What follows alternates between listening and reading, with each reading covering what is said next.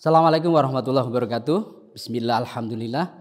Teman-teman sahabat NU Online, bagaimana sih hukumnya bunga bank? Teman sekalian, kalau kita bicara tentang bunga bank, ini berkaitan erat dengan riba. Ulama sepakat bahwa riba itu hukumnya haram. Tapi belum tentu atau tidak mesti bunga bank adalah riba. Oleh sebab itu akan kita kaji bagaimana sih hukumnya bank, baik meminjam atau menyimpan.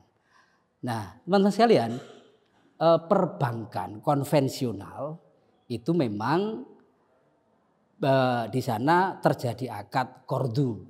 Kita tahu bahwa pembagian riba itu ada yang berawal dari ribal kordi, yakni riba yang berangkatnya dari pinjam meminjam atau utang piutang. Nah, di dalam kajian kita, ulama kita terjadi perbedaan pendapat dan ini sudah kita maklumi. Ulama kontemporer seperti Yusuf Qaradawi mengatakan haram, tapi kalau ahli Jum'ah, kemudian guru-gurunya Syekh Tantowi mengatakan bahwa bunga bank itu bukan riba. Nah, bagaimana kita mengupas kedua hal ini? Baik, bagi yang mengatakan haram itu memang beliau berpandangan bahwa ziyadah atau tambahan ketika muktarid, orang yang meminjam ini mengasih lebih, mengembalikan lebih, maka terjadi ziyadah. Disinilah kemudian ini dikatakan riba karena ada pengembalian lebih dari nilai yang dipinjam. Nah, padahal Rasulullah berkata, beliau dawuh, kullu qardin jarra naf'an fahuwa riba. Setiap utang piutang yang di sana ada kelebihan, ada tambahan yang menguntungkan mukrid, orang yang meminjami, orang yang menghutangi, maka itu adalah bagian dari riba. Dari sinilah kemudian sebagian ulama ini mengatakan bahwa bunga bank itu hukumnya haram karena bagian dari kordu yang menarik keuntungan. Nah, pendapat kedua yang mengatakan bahwa ini adalah halal. Nah, ini berangkat dari pemikiran bahwa kordu yang kemudian, hutang-hutang yang kemudian mengembalikan lebih, ini sesungguhnya adalah terjadi pembagian hasil laba. Karena kalau perbankan konvensional, orang ini menghutangi, artinya nasabah ketika meletakkan uang di bank, oleh pihak bank ini digunakan untuk usaha, amal usaha. Sehingga apa yang didapatkan oleh nasabah sebagai penyimpan atau sebagai penghutang ini adalah hasil yang dibagi antara pihak bank dengan nasabah. Oleh sebab itu ini bukan bagian dari riba, tapi adalah bagian dari pengelolaan hasil yang dikembangkan oleh pihak perbankan. Nah, ada yang menengah-nengahi di antara keduanya dan ini ada di dalam fikih kita. Apa?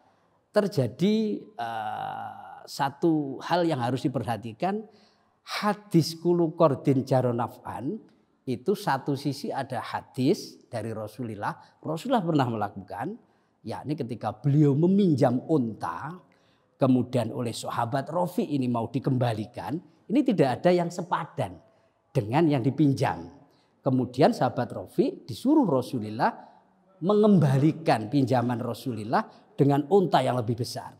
Kemudian Rasulullah bersabda dalam satu riwayat, ini redaksinya adalah inna khiyaron nasi ahsanuhum qadha'a. Kemudian di sebagian riwayat hadis yang lain, khiyarukum ahsanukum qadha'a. Jadi sebaik-baik orang adalah ketika dia meminjam, dia mengembalikan lebih dari apa yang dia pinjam. Nah, dari kedua hal ini kemudian ulama memberi batasan-batasan bagaimana kordu ini bisa terhindar dari riba ketika dia mengembalikan lebih.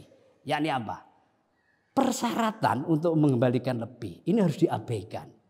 Jadi kalau kita di bank, maka silahkan dipelajari aturan-aturan orang meminjam, bunganya seberapa dan sudah silahkan dipelajari. Tapi nanti ketika dia akad, ini sama sekali tidak menyebutkan bunga. Nah, dengan demikian maka ziyadah atau tambahan yang diperoleh, yang diterima oleh mukrid, oleh orang yang meminjami dalam hal ini adalah nasabah yang menyimpan uang di bank, maka halal karena tidak pernah disyaratkan di dalam akad. Karena apa? Fi ghairi sulbil akdi. Ziyadah itu dibicarakan di luar akad. Nah, demikian barangkali tentang perbankan ya, pinjam meminjam. Saya kira kita tidak bisa menghindari saat ini. Kenapa? Karena bank syariah sebagai pembanding dari bank konvensional ini belum memadai di Indonesia. Tapi kita sarankan kita menyimpan uang di bank atau kita meminjam uang di bank, kita sarankan di bank syariah. Karena di bank syariah di sana tata cara kita bertransaksi itu sudah diatur sesuai dengan fikih. Barangkali itu mudah-mudahan bermanfaat sahabat-sahabat online. Saya akhiri. Wallahu muwaffiq ila aqwamit thoriq. Wassalamualaikum warahmatullahi wabarakatuh.